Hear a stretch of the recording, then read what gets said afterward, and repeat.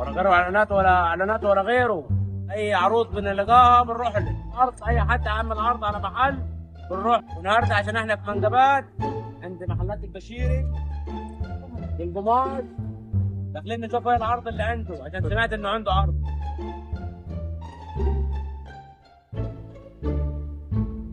ارجع بشير على اللي انت بتعمله. ارجع على يا ابو مروان. ابو مروان احنا عاملين عرض ب 850 داخل محل البشيري. هي جلابيه وقفطان ب 850 جنيه. شوفيت كراهات، شوفيت ساده، شوفيت كراهات، وشوفيت مشعر، واي حاجه من الموديلات دي بتختار عليها وقفطان عليها ب 850 جنيه. يعني معقوله الكلام ده؟ يعني انا البس جلابيه وكمان قفطان عليها ب 850 جنيه بس؟ 850 جنيه بس. فضل العرض بتاعك يا بشير، الجلابيتين والقفطان ب 850 جنيه. انا سمعت ان في عرض هنا اتكلم عنه ابو مروان. عرض اللي سمعت عنه حلال؟ ده احنا لسه بنصور فيه يا علواني. حلال سمعت حلال؟ امال لو نزل الفيديو اردع يا علواني اردع. ده عند البشيري اردع.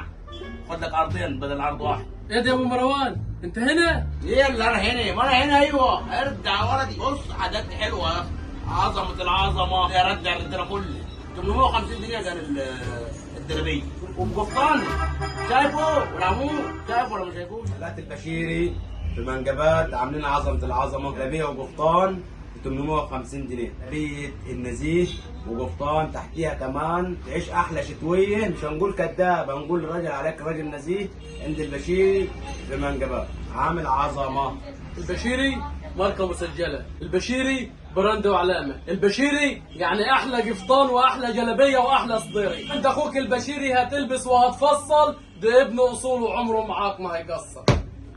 تحياتي ليكم جميعا. نورونا وتشرفونا في محلات البشيري للأقمشة. تحياتي ليكم جميعا. تحياتي ابو مروان صاحب عمود الصوت الجديده. تحياتي الشعر الكبير. بس حبيبي بس العرض ده محدش يرجع، ده محدش يرجع، ده عظمه. احنا هنا في عمد، العمد هتظهر. 850 جنيه بس. جلابيه وقفطان لازم في الشتاء يبقى البشيري مأمنك. جلابيتك وقفطانك ب 850 ومش هديك ساده بس كلام ولا هديك كراهات ولا هديك مدلل، هديك اللي تختاره. كلام مش شغل تأليف وكلام ده نهايه قسما بالله. بس كده على ارض بخسر الواقع عليك. والله، والله على ارض الواقع. لا لا لا احنا حبيبي ما نقدرش نقصر. بس كده بخساره عليك يا بشير. يا باشا اخواتنا كل ما فيش خساره ان شاء الله من اجل اخواتنا ومحبينا ومتابعينا احنا ما نقدرش نقصر.